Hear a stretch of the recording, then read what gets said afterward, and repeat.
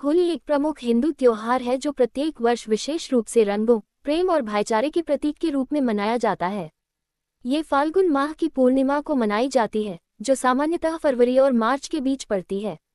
होली का त्योहार केवल भारत में ही नहीं, बल्कि अन्य देशों में भी विभिन्न रूपों में मनाया जाता है। इस दिन को लेकर कई तरह की किंवदंतियां और कथाएं प्रचलित हैं।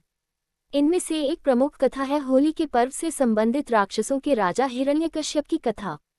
आइए जानते हैं होली की कहानी और इसके सांस्कृतिक महत्व के बारे में।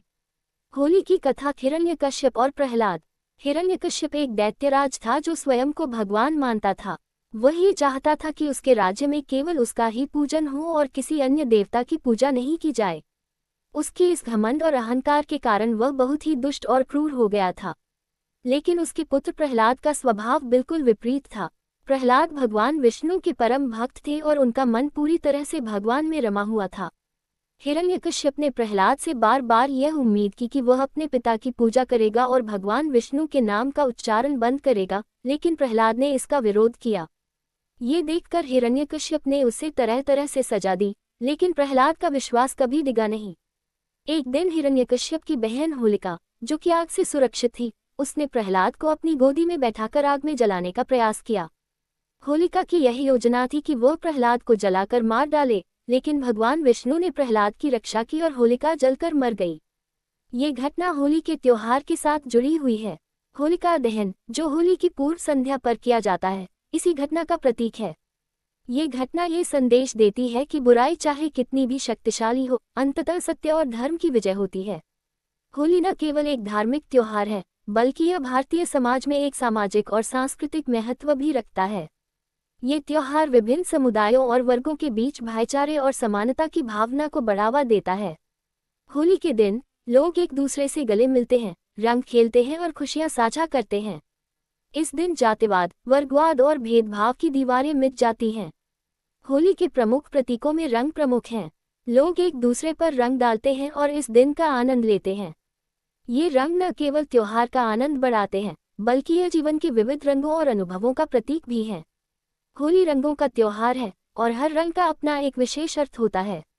लाल रंग प्रेम और उत्तेजना का प्रतीक, हरा रंग ताजगी और जीवन का प्रतीक, पीला रंग खुशी और उल्लास का प्रतीक, नीला रंग शांति और गहरे विचारों का प्रतीक। होली से पहले रात को होलिका दहन की परंपरा है। यह आयोजन बुराई के नाश और अच्छाई की विजय का प्रतीक है। होलिका दहन में लोग लकड़ियां इकट्ठी करते हैं और एक बड़ा अलाव जलाते हैं। लोग इस समय दुआ करते हैं कि बुराई जलकर समाप्त हो जाए और समाज में शांति और सुख शांति का वास हो। होलिका दहन के बाद दूसरे दिन को होली मनाया जाता है। इस दिन लोग एक दूसरे पर रंग डालते हैं, गीत गाते हैं, नृत्य करते हैं और आनंदित होते हैं। इस दिन को लोग रंगों की होली कहते हैं। होली के दिन बच्चों से लेकर बड़ों तक सभी लोग रंगों में रंग कर खुशियां मनाते हैं। लोग ढोल की थाप पर नृत्य करते हैं और रंगों से खेलते हुए एक दूसरे के साथ मिलकर त्योहार का आनंद उठाते हैं। होली, ये दिन भगवान श्री कृष्ण से भी जुड़ा हुआ है। कृष्ण के जीवन के कई किस्से होली से संबंधित हैं, खासकर उनकी बचपन की कथाएं, जब वह मथुरा में अपनी गोपियां के साथ होली खेलते थे।